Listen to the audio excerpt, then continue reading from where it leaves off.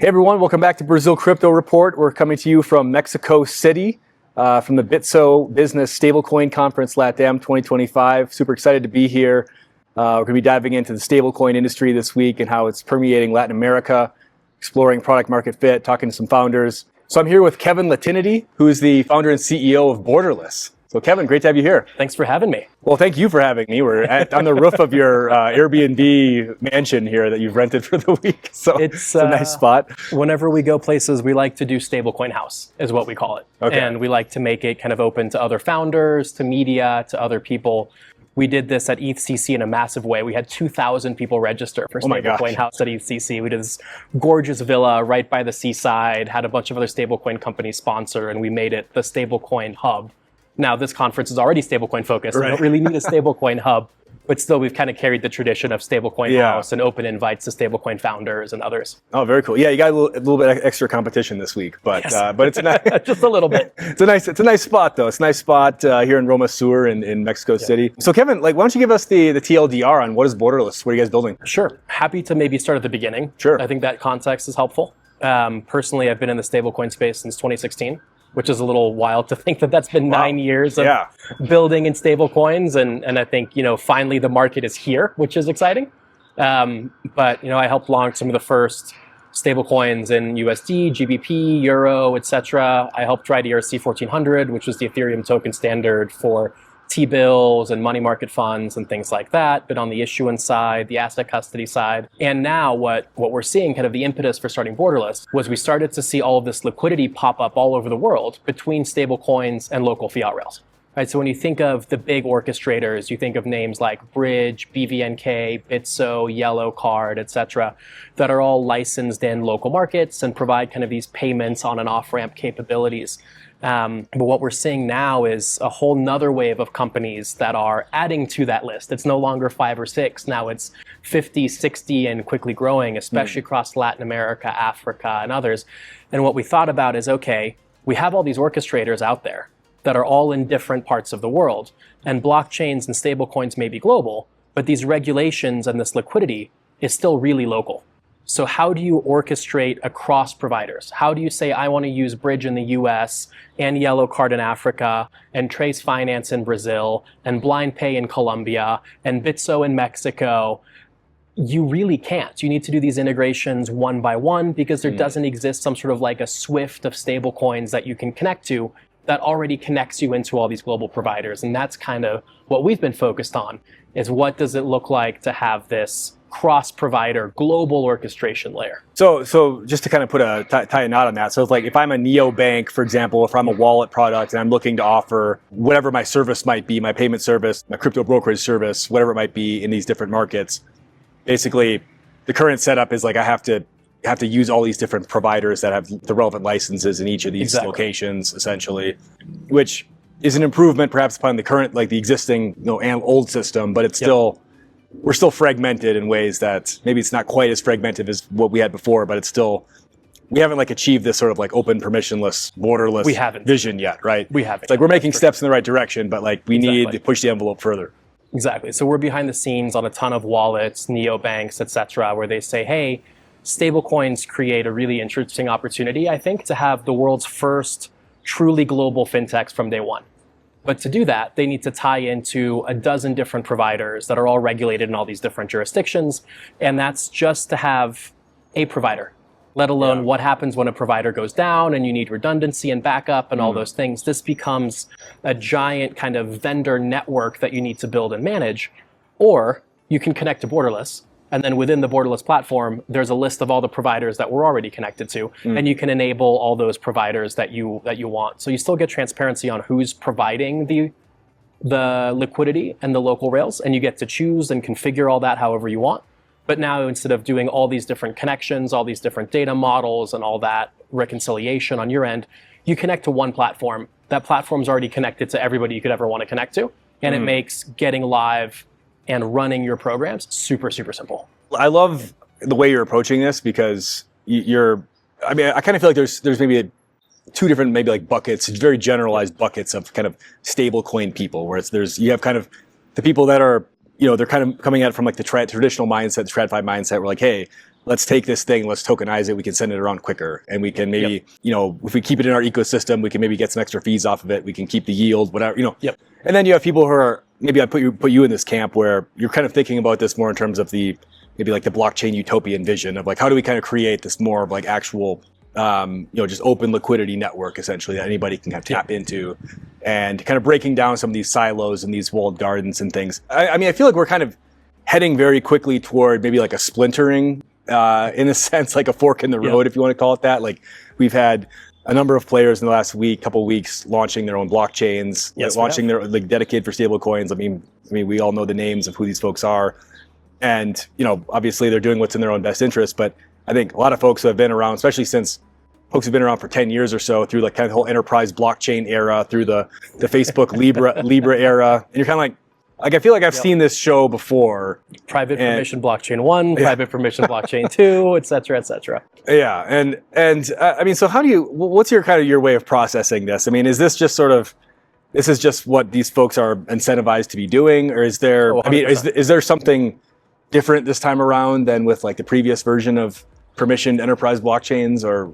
I don't know. The skeptic in me always believes that everything's always the same. It just has different makeup or lipstick on. And I think that's a lot of where we're heading to right now, where the promise of blockchain was to be the ultimate expression of open finance. Right. And when we started Borderless, we started with a very, very simple mission to be the infrastructure that makes off-chain money, like traditional fiat and bank accounts and local rails all over the world, interoperable seamlessly with on-chain money. That was the fundamental thesis. And for us, what that means is really connectivity. And I think that matters now more than ever, because we're seeing this rise of blockchains, as you mentioned, right? So we have call it the incumbent chains, the EVM, Solanas, Trons, et cetera, of the world that have a lot of stablecoin volume. We're seeing the independent upstarts, so like the Codexes and the Plasmas that are raising all this VC funding. Mm-hmm. And then we're seeing what I would call the corporate blockchains, right? Stripe's blockchain, Circle's blockchain, et cetera. And if we're going to actually create interoperable money, we need to be able to be interoperable cross-chain. And we're also seeing this on the stablecoin side, especially in the US with the Genius Act passing. Yeah. Now there's rumors of Amazon and Walmart launching stablecoins, of Samsung launching stablecoins, of Stripe launching stablecoins. PayPal's already launched a stablecoin. USDC, USDT, USDG is making big inroads with their global dollar network consortium. So kind of the fundamental thought that we have is that this ends up creating a bunch more walled gardens or a bunch more fragmented silos, unfortunately. So we're back to needing a credibly neutral layer that stitches all these things together. That lets you use a stablecoin on a blockchain on this leg, a different stablecoin with a different blockchain on that leg, with a provider here, with a provider there, but somehow still being able to orchestrate across all these different silos. Yeah. And the more we head in the direction which we're heading in now, which is everybody competing to take rents, and everybody deciding the best way to take rent is to own the settlement infrastructure, right? Everybody wants to be the chain that stablecoins settle on. The reality is none of them will win. It's going to be a credibly neutral chain, and it's going to be probably a group of chains. And I think you can liken this back to the early days of Visa. And one of the things that was masterful in kind of that origin story was it wasn't, imagine if it was the B of A card settlement network. No, it was a consortium of banks that were all hyper competitive, but because of this was a consortium, they all came together and said, we're going to create these products. There is no way that I see AirWallX using Stripe's blockchain or Tether using Circle's blockchain, right? These are all, in my mind, doomed to be moderately successful probably, but silos.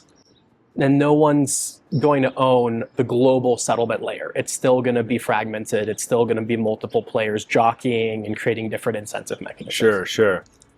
Well, I've heard the argument that I do give some credence to, that in the case of Circle specifically, I think now that they are officially a public traded company, it makes sense for them to launch this, and just maybe for the reason, if no other reason, just that if they're trying to target kind of the institutional finance world, and and if you're JP Morgan, or if you're whomever TradFi institution on Wall Street, and you're looking at like, where am I going to be settling my transactions? Am I going to be using Circle, which is this publicly traded, regulated company in the US, or am I going to be using USDT on Tron?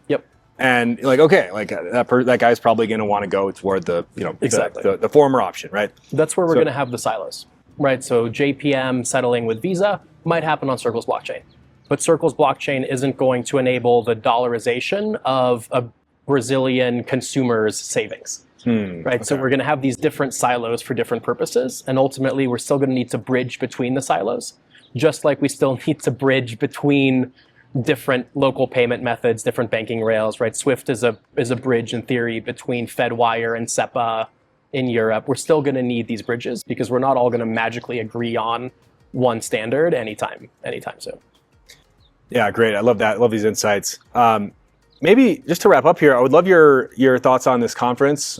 We haven't, I think it officially starts tomorrow, but we haven't actually started it yet. But I mean, what are you excited about for this? I mean, this is obviously this is a stablecoin only conference. Like we're not talking about crypto, we're not talking about Bitcoin. This is stablecoin only. So I think the vibe here seems a little bit different than what you traditionally expect at a crypto conference.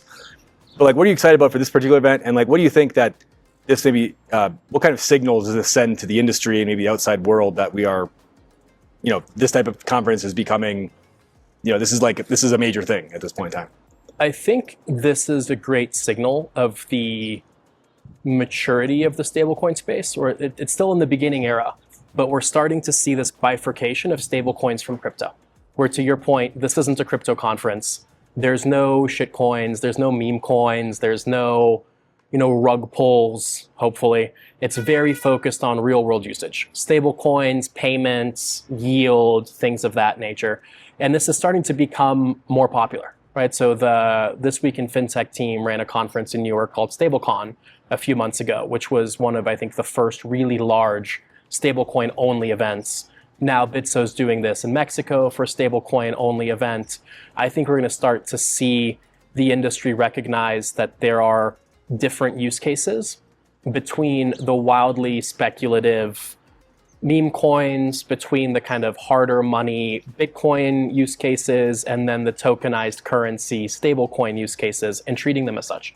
And I think if you think about blockchain as a technology, before it was kind of treated like a PDF, right? And imagine a conference about PDFs. A PDF could be a legal contract, it could be a picture of your dog or cat, it could be the title to your car, it could be many different things, and kind of the question of how do you regulate blockchain always came back to, well, how do you regulate a PDF? You don't, you regulate what it represents, right? And I think now the world is starting to see beyond just crypto and just blockchain and not just say, oh, PDF. It's saying, okay, contracts. It's saying, okay, pictures. Saying, okay, this is speculative, this is payments, this is stable coins. And I think it's only going to continue to mature, and there's going to be more and more stablecoin specific things. Yeah, I agree. I think we're definitely hitting that point. I think the response and just the reaction to this conference, I think there's going to be over 1,000 attendees to this now. I think this really kind of blew up in ways that maybe, not sure the Bitso folks knew what they were getting themselves into, but props to them for taking the risk on this. Props to them. I will say, just final point, that as I was packing for this yesterday, I was kind of like having some second thoughts, because I'm like, what do I wear? Like, this isn't really like a crypto, like I can't just wear my regular crypto conference outfit. I've got to like, is this more of like a suits type of thing? Is this more, like, just having some second thoughts about that, but second order problems, I guess. But well, Kevin, really appreciate your time. Best of luck this week. And thanks to the Bitso business team for organizing Stablecoin Conference 2025. It's going to be a great week. And we'll see you all at the event.